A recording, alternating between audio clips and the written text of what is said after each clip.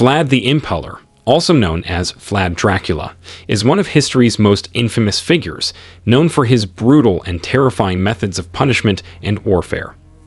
Born in the 15th century, Vlad's reign over Wallachia, a historical and geographical region of Romania, has left a legacy of fear and intrigue. His life and actions have inspired numerous legends, including Bram Stoker's famous vampire novel, Dracula. In this video, we delve into the chilling history of Vlad the Impaler, exploring his life, reign, and the legends that surround him. Early life and background.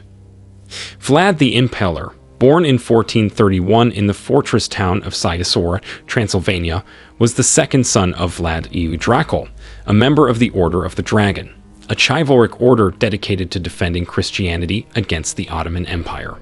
Vlad's early life was tumultuous. At a young age, he and his younger brother Radu were taken hostage by the Ottoman Empire to ensure their father's loyalty. This period of captivity exposed Vlad to the harsh realities of political power and warfare. His father's involvement in Wallachian politics and the brutal environment of his upbringing significantly influenced Vlad's character and methods, setting the stage for his infamous reign over Wallachia. Captivity in the Ottoman Empire.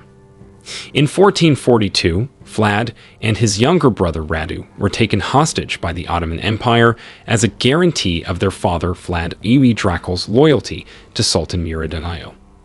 During their captivity, the brothers were held in the Ottoman court, where they were educated in science, philosophy, and the arts, but also exposed to the brutalities of Ottoman politics and warfare.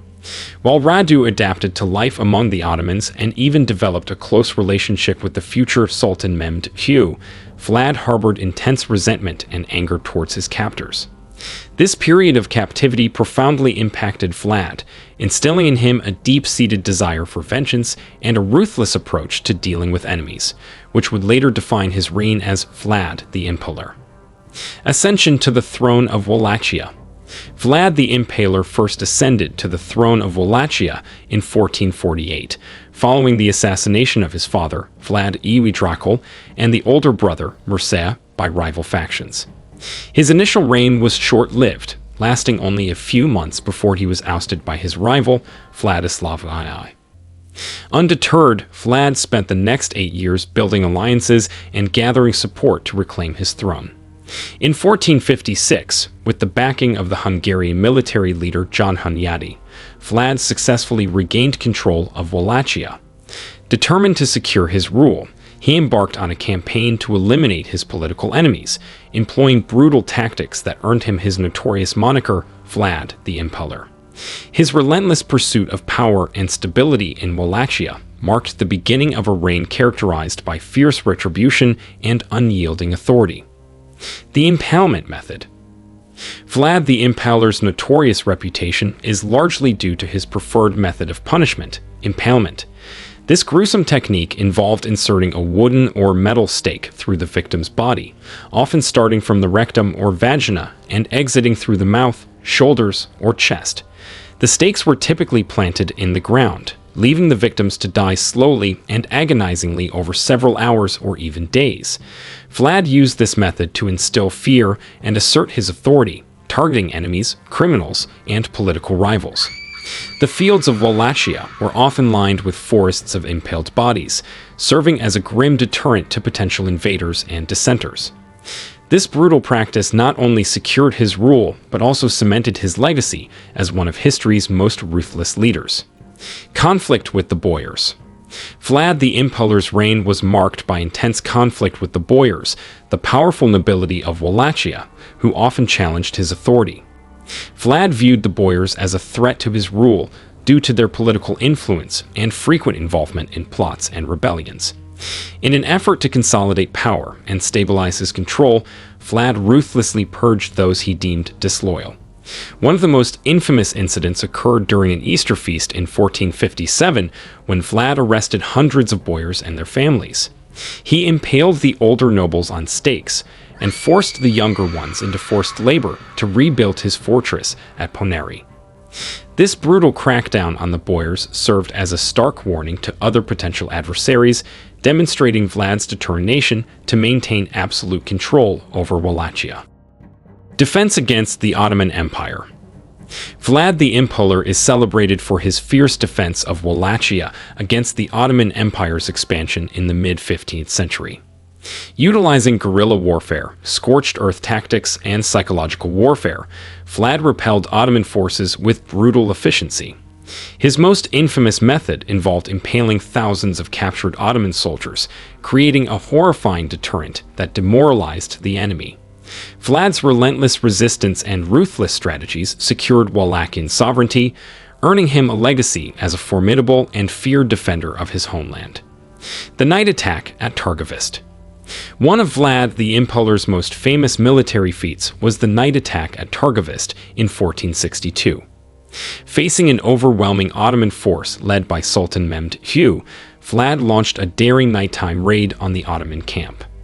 Disguising his men in Turkish uniforms, he infiltrated the camp, causing chaos and inflicting heavy casualties. Although he failed to kill the Sultan, the attack demoralized the Ottoman troops and showcased Vlad's strategic brilliance and audacity. This bold maneuver solidified his reputation as a cunning and ruthless military leader, capable of defying even the most powerful adversaries. Psychological warfare. Vlad the Impaler masterfully employed psychological warfare to instill fear and deter his enemies.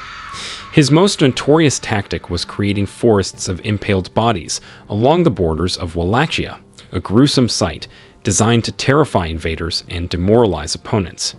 This horrifying spectacle not only showcased his ruthlessness, but also served as a stark warning to those who dared to challenge his rule. Vlad's ability to manipulate fear through such brutal displays was a key element in maintaining control over his territory and repelling potential threats, cementing his legacy as a formidable and feared ruler. Legacy of fear and propaganda. Vlad the Impaler's legacy is deeply intertwined with both fear and propaganda. His brutal methods of punishment and psychological warfare created an aura of terror that extended beyond his reign. Enemies, particularly the Saxons of Transylvania, spread exaggerated tales of his cruelty, portraying him as a bloodthirsty tyrant. These stories were further amplified through pamphlets and writings, contributing to a fearsome reputation that endured for centuries. While Vlad's reign was marked by ruthless tactics, these accounts also served as powerful propaganda tools, solidifying his image as a formidable and fearsome leader whose very name invoked dread. Imprisonment and return to power. In 1462, Vlad the Impaler was captured and imprisoned by Hungarian King Matthias Corvinus, largely due to political machinations and accusations of treachery. Vlad spent over a decade in captivity, during which time he maintained his claims to the Wallachian throne. In 1476, with support from the Hungarian crown and other allies, Vlad was released and regained the throne of Wallachia. His return to power was short-lived, as he continued his fierce resistance against the Ottomans until his death later that year. Despite his brutal methods, Vlad's determination to reclaim and defend his rule underscored his relentless pursuit of power and legacy. That's a wrap for today's video. Thank you for joining us on this exploration of the chilling history of Vlad the Impaler. Be sure to like this video and subscribe to our channel for more fascinating content.